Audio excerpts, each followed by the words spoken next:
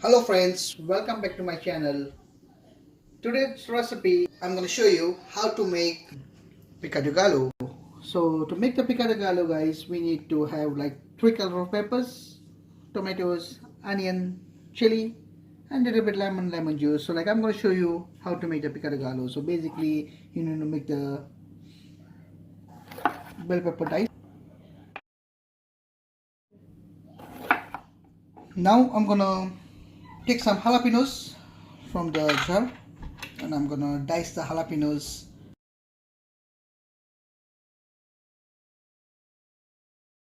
Almost everything is done, guys, for Pico De Gallo. What you need: red diced onion, some diced tomatoes. This is the best Pico De Gallo I'm gonna make. This is Mexican Pico De Gallo. So I'm gonna use the bell peppers, all the 3 colors.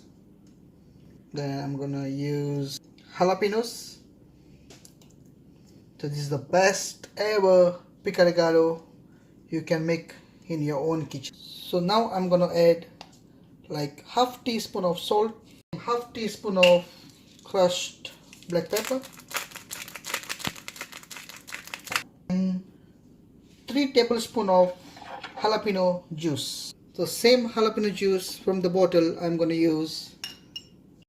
Then I'm gonna use chopped coriander, and to give a gloss I'm gonna spray a little bit oil. Then I'm gonna have a nice mix of this Pico De Gallo. This goes very well on the nachos. It's like crunchy. When you bite the nachos, you get like all the flavors into the nachos, and this look amazing, guys. Trust me.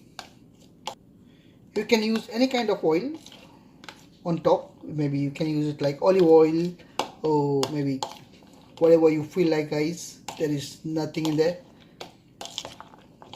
This full Pico De Gallo is you can make in your kitchen.